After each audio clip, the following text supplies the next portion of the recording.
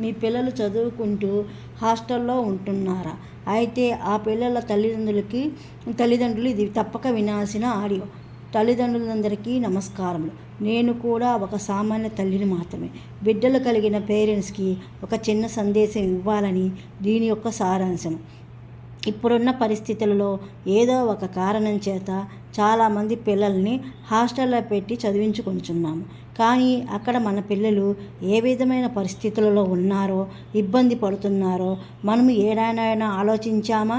వాళ్ళు మనతో పంచుకోలేని బాధలు ఎన్ని ఉన్నాయో. ఉదాహరణకి రూమ్సు, వాష్రూమ్సు, ఏసీసు, ముఖ్యంగా భోజన సదుపాయములు. చాలామంది ఎల్కేజీ నుంచి ఉన్నత విద్య అభ్యసించే ప్రతి ఒక్కరికి ఎంబీబీఎస్, బీటెక్, పీజీ ఇలా ప్రతి ఒక్క విద్యార్థులు భోజన విషయంలో ఎన్నో రకాలుగా చాలా బాధపడుతున్నారు. ఫుడ్ తిని ఎన్నో రకాల ఆరోగ్య సమస్యలతో బాధపడుతున్నారు. ఇప్పుడు ఆ ప్రభావం పిల్లలపైన చూపించకపోయినా ముందు దాని యొక్క ప్రభావం చాలా ఉంటుంది.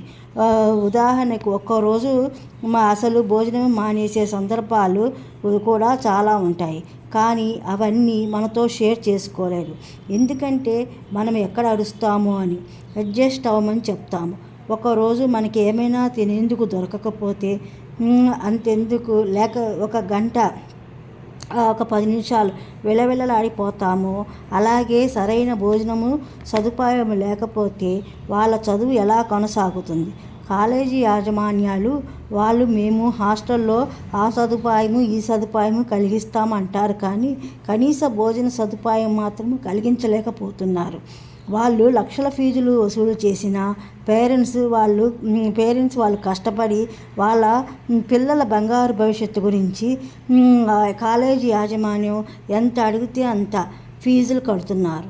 కానీ కాలేజీ యాజమాన్యం డబ్బుకిచ్చిన ప్రాధాన్యత మన పిల్లల యొక్క ఆహార విషయంలో ఇవ్వలేకపోతున్నారు. ప్రతి ఒక్క హాస్టల్లో ఆహార విషయంలో నాణ్యత లేకపోవటం, శుభ్రత లేకపోవటం, పాడైపోయిన ఆహారము ఇలా అనేక రకాలు చెప్పుకుంటూ పోతే నెవర్ ఎండ్.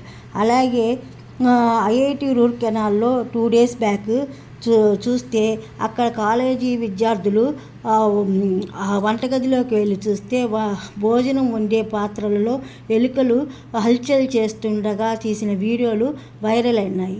ఇలా ఎన్నో రకాలు మనకు తెలియనివి, తెలిసినవి, మన దృష్టికి వచ్చినవి.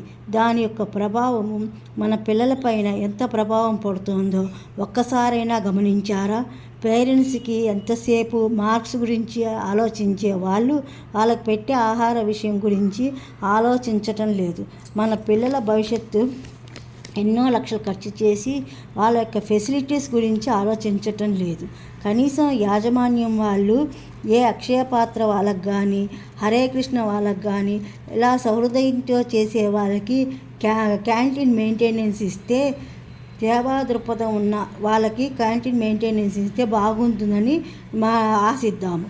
శుభ్రమైన ఆహారం అందిస్తే మన పిల్లలు భవిష్యత్తు మనం ఊహించిన దానికంటే ఎక్కువ ఉన్నత స్థానంలో ఉంటారని ఆశిద్దాం. వాళ్ళకి పంచభక్ష పరమాణాలు పెట్టిన కనీసం రుచిగా, శుభ్రంగా ఆహారము అందివ్వాలని కోరుకుందాం. ఫుడ్ సేఫ్టీ అధికారులు కూడా దీని గురించి ఒకసారి ఆలోచించాలి. మన సీఎం గారు ప్రతి దాని విషయంలో చాలా జాగ్రత్తగా ఆచితూచి నిర్ణయాలు తీసుకుంటారు. కానీ ఈ విషయము ఆయన దృష్టికి వచ్చి ఉండదు. ఆయనకి ఇది చాలా చిన్న విషయము అయి ఉండొచ్చు. కానీ తల్లిదండ్రులకి ఇది ఒక పెద్ద సమస్య. కాబట్టి నా యొక్క సందేశము మన సీఎం గారికి చేరుతుందో లేదో కానీ ఆయనకి ఈ విషయం గురించి ఒకసారి ఆలోచించాలని నా యొక్క విన్నపము.